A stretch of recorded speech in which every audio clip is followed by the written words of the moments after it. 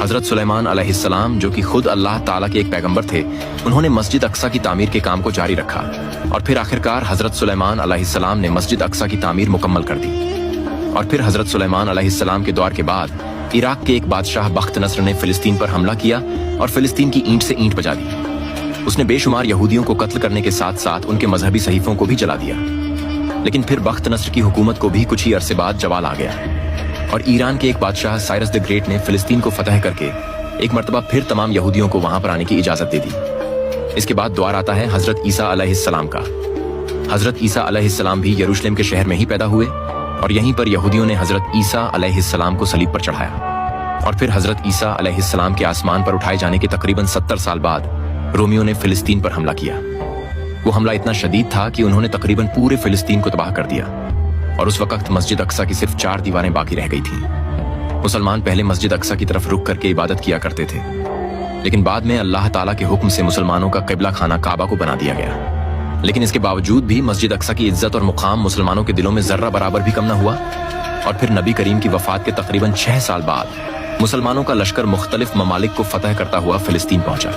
जब ईसाइयों ने मुसलमानों की फौज को देखा तो वो डर गए और खुद को किलाबंद कर लिया और मुसलमानों की तरफ सुलह का पैगाम भेजा।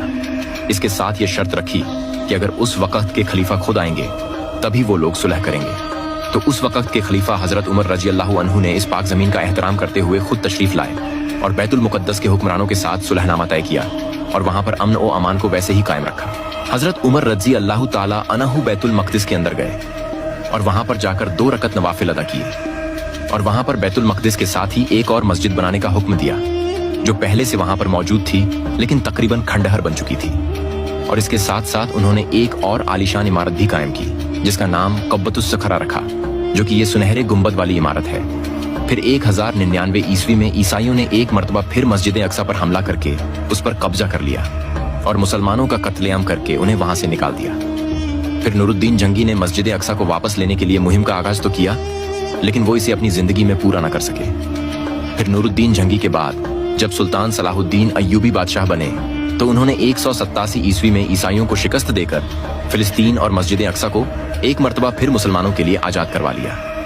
और फिर 1918 तक सब कुछ ठीक रहा, लेकिन 1918 के बाद ब्रिटिश ने फिलिस्तीन पर कब्जा कर लिया। ब्रिटिश के फिलिस्तीन पर कब्जा करने की देर थी कि यहूदियों ने फिलिस्तीन में आना शुरू कर दिया। और फिर 1948 में यहूदियों ने फिलिस्तीन में एक अलग मुल्क यानी कि इजराइल के वजूद में आने का ऐलान कर दिया। मुसलमानों, ईसाइयों और यहूदियों तीनों के लिए मस्जिद अक्सा बहुत खास है और तीनों में से कोई भी मस्जिद अक्सा को छोड़ने के लिए तैयार नहीं। आखिर में अल्लाह ताला से ये दुआ है कि अल्लाह ताला